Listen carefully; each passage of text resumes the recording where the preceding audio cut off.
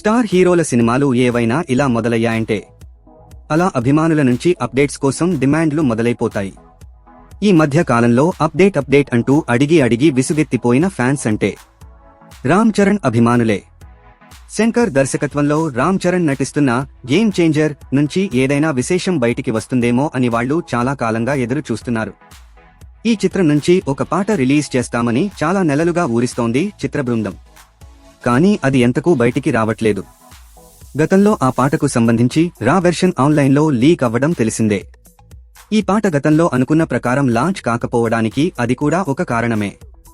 అయితే ఎట్టకేలకు game changer నిర్మాత దిల్ రాజు స్వయంగా ఈ సినిమా అప్డేట్ గురించి కన్ఫర్మేషన్ ఇచ్చారు.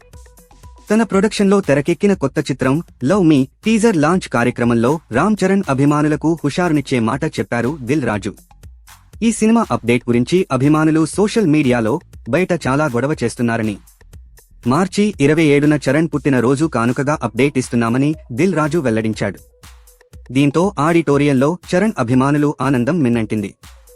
అయితే గతంలో విడుదల చేస్తామన్న జరగండి పాటను రిలీజ్ చేస్తారా లేదా గ్లింప్స్ కానీ టీజర్ గానీ ఏది రిలీజ్ చేస్తారు అన్నది క్లారిటీగా చెప్పలేదు. తాజాగా వారి ఎదురుచూపులకి ఎండ్ కార్డు పడింది. తాజాగా game changer first song release పై క్లారిటీ ఇచ్చేశాడు.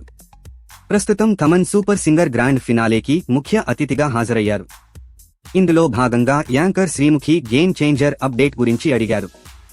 దానికి సమాధానంగా తమన్ మాట్లాడుతూ రామ్ చరణ్ కోసం ఒక సాంగ్ ను విడుదల చేస్తున్నట్లు చెప్పడం జరిగింది.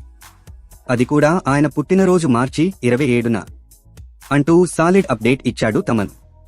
ఈ అప్డేట్ తో మెగా ఫ్యాన్స్ ఫుల్ ఖుషి అవుతున్నారు. ఇక గేమ్ చేంజర్ సినిమా విషయానికి వస్తే ఈ సినిమా 2 విభిన్న గెటప్స్ లో కనిపించనున్నాడు రామ్ చరణ్.